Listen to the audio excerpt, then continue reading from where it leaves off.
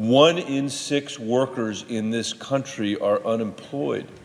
1 in 6 workers is unemployed today.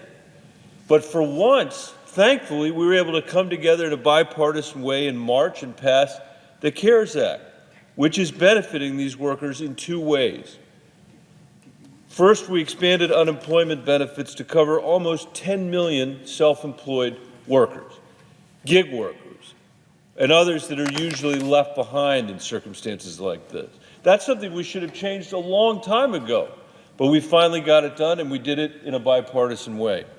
I would like to take this opportunity to thank President 45 and all of his cronies in the Big House Without Color for this excellent stimulus bill. All of my monthly wages plus $600? I knew one day the government would understand the plight of the artist and give us reparations for all of the unpaid entertainment that we've provided.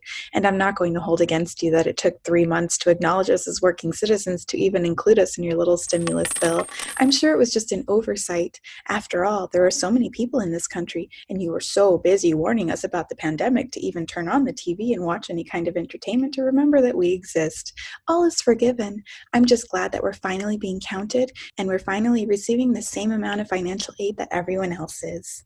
I used to have to work 7 jobs, count them, 7 jobs in order to make a living as an artist. Capitalism was riding this artist like a wrecking ball. But now that I'm on the dole with the government, I'm literally getting paid to create work full time.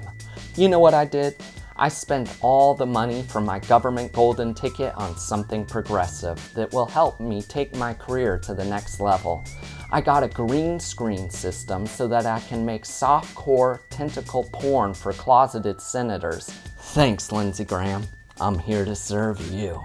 Not only are we receiving extra money, with no work, we can also apply to food stamps. I just love the sweet taste of welfare state programs.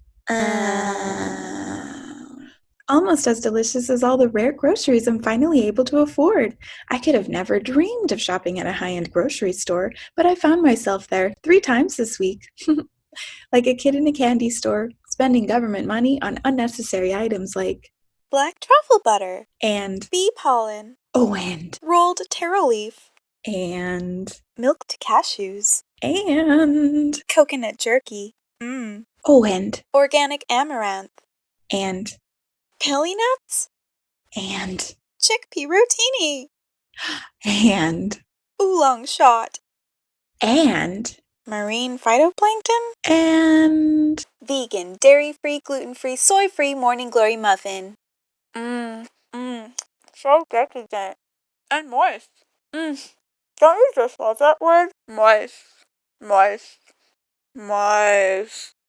Being an artist is a competitive undertaking, and the pandemic has made it even more so. As artists dash about to make online content, the internet has become a battlefield where they compete more fiercely than ever before with their Zoom shows, online art exhibitions, and OnlyFans accounts. They are fighting for a dwindling dollar stream as the economic tank of the US hurtles towards a cliff. And since everything's virtual now, they are fighting their war on an all-new front with an all-new form of cancel culture warfare. See, the opaqueness of the internet means that they no longer have to fight hand-to-hand combat with weapons like, I loved the costumes, or you did it, you did a thing, or I had something come up, sorry, I missed it. This new cyber warfare incorporates the aloof drone and the passive-aggressive cocktail. Artists can sit in judgment from the safety of their own homes, their shade meter dialed up to 200, looking down their noses in judgment at their frenemies, using glib, passive-aggressive forms of warfare with remarks like, I'm not making this time about me, and, you know, I'm using this time to focus on what's truly important in life. And that most effective response, radio silence.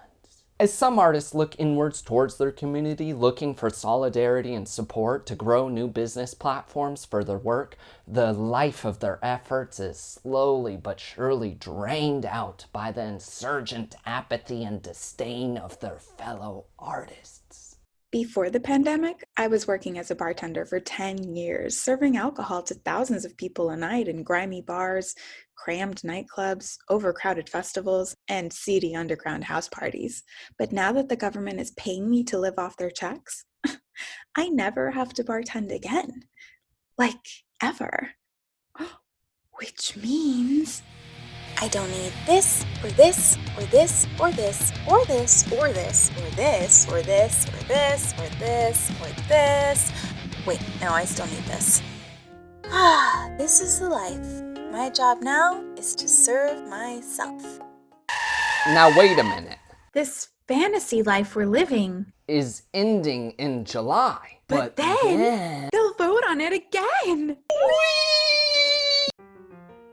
Extra, extra, read all about it. Unemployment benefits not extended. Eviction and poverty rates soar sky high. Mass homelessness and starvation abounds in the U.S. Extra, extra, tribalism boils over and armed Antifa and alt-right militia groups fall into bloody conflict all across the U.S. Extra, extra. Artists die off in droves due to mass starvation and exposure to coronavirus. Those who survive immigrate to Canada and Mexico as refugees. Extra, extra, read all about it. The U.S. finally fulfills its manifest destiny of being the first artist-free nationalist state. Centuries of disdain for the bohemian finally pays off. This new America doesn't last long, however, as the lack of brain stimulus amongst the population leads to record levels of boredom, depression, stupidity, and spiritual corruption. Suicide rates soar as Eric Trump becomes the 46th president of the United States. He immediately declares himself a king. Extra, extra. Vote in November. Save America. Thanks for watching. Hey, if you want to support my quest to flood the internet with even more idiocy, subscribe to my YouTube and follow me on all the social platforms. Be sure to leave your notifications on for full annoyance factor. Until next time.